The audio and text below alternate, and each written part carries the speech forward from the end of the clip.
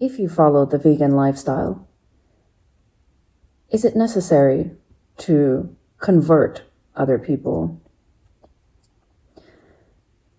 This is an important and controversial topic, it seems, because it has to do with our own human ego.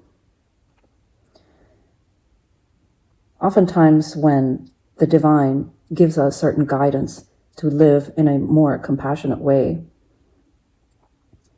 this guidance is for ourselves as we receive it.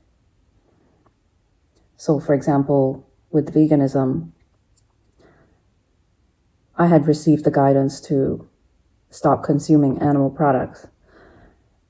This guidance was for me. And the first time this happened, a reactive force, a self-righteous force, took over in my mind and thought that I had to spread this message to other people and get other people to believe what I believed and to live how I lived. And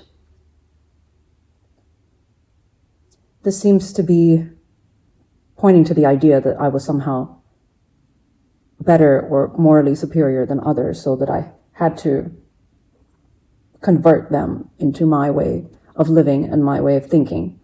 Little did I realize that this level of self-righteousness is incredibly violent. To approach other people with the agenda of controlling or changing their point of view is imposition and violence. And we've seen this in other ideologies, such as colonialism, or the way Christianity was attempted to be spread through the world by violence, by force. And this is not what the Christ intended. There are some ideas that are expressed around this in the book, The Mystery of Christ, written by Father Thomas Keating. And he reveals a different way to understand conversion.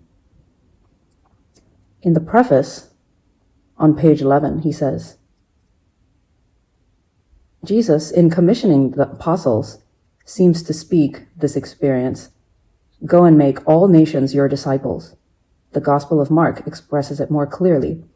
Go into the whole world and preach the gospel to all creation. Does this text refer only to the geographical world? This is the usual interpretation, but it does not exhaust the profound meaning of the text. We are invited, or more exactly commanded, to go into the expanding worlds that are open to us as we move from one level of faith to the next. It is as if Jesus were to say, go forth from the narrow limits of your preconceived ideas and prepackaged value systems. Penetrate every possible level of human consciousness.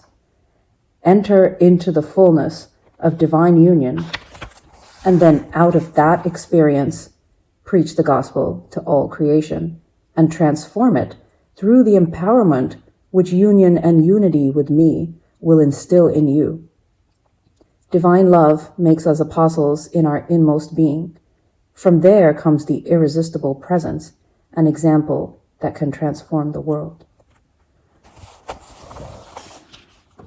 It's not as if to say, don't go out and preach the compassionate message.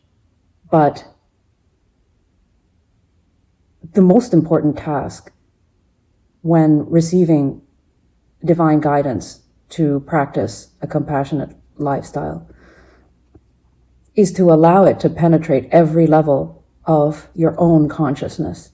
Allow it to convert you first. Conversion is not something that happens on the outside. Conversion is an inner process of the heart. Conversion is not going out and forcing people to be baptized by the sword or by violence or by force. Conversion is a lifetime process of converting the heart, which is full of ego, which is the sinful nature of the ego, and releasing that into the divine, which is also called Christ. It's an inner conversion of the heart. It is not outer conversion.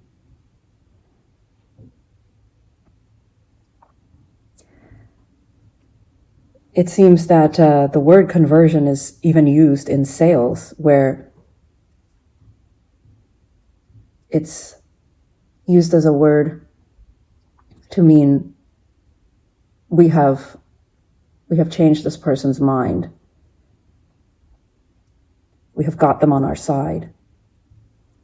And this is all fine, but it's more important to first convert oneself. And this can only be done through practicing the guidance that was given us, and also through contemplation. To convert the heart is an inner process, and it is not done by going outwards in the world. Whenever the mind seeks the solution outward, you can be sure that that is ego, self-righteousness, judgment, pride, wanting to change other people, putting one's source of happiness outside on an outward outcome in order to feel happy inside. This is totally backwards. One needs to convert their own heart before ever seeking to go into the outer world to convert others. Any attempt to change the world or change other people without first becoming converted in the heart only increases conflict. It only increases the ego's darkness, its veil of darkness over the mind and over the world. The ego, in its delusional belief, thinks that its happiness lies in saving the world.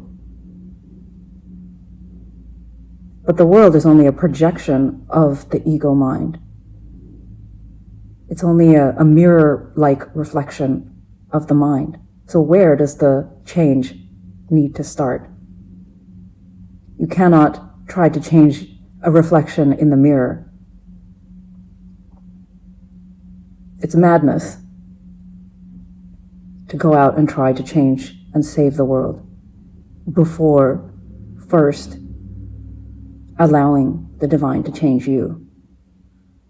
You must be transformed from within first, and then follow the guidance, what the divine has called you to do. And from that point,